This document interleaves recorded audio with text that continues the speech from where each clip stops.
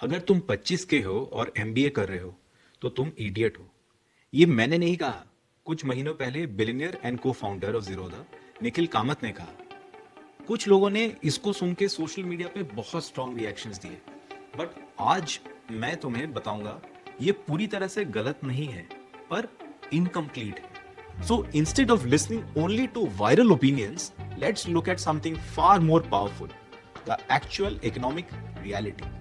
Because degrees का future influencers decide नहीं करते, देश की और दुनिया की इकोनॉमी डिसाइड करती है। एंड राइट नाउ इंडिया की इकोनॉमी एक मैसिव टर्न ले रही है। Former chief economic adviser Arvind Subramanian ने इकोनॉमिस्ट में लिखा है कि इंडिया शायद अपनी हिस्ट्री के सबसे बड़े इकोनॉमिक ओपनिंग के फेज एंटर कर रहा है। उन्होंने बोला इंडिया जो ट्रेडिशनली वर्ल्ड की मोस्ट प्रोटेक्टेड इकोनॉमीज में से एक था, अब पोटेंशियली मोस्ट ओपन इकोनॉमीज में ट्रांसफॉर्म हो रहा है। सोचो इस बात का स्केल।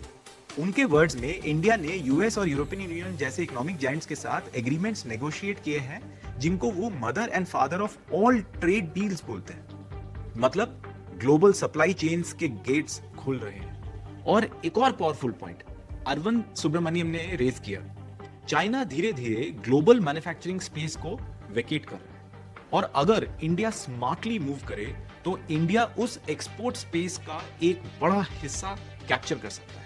इसका मतलब है कि फैक्ट्रीज आएंगी, ग्लोबल कंपनीज आएंगी इंडिया में, एडवांस टेक्नोलॉजीज इंडिया में शिफ्ट होंगी।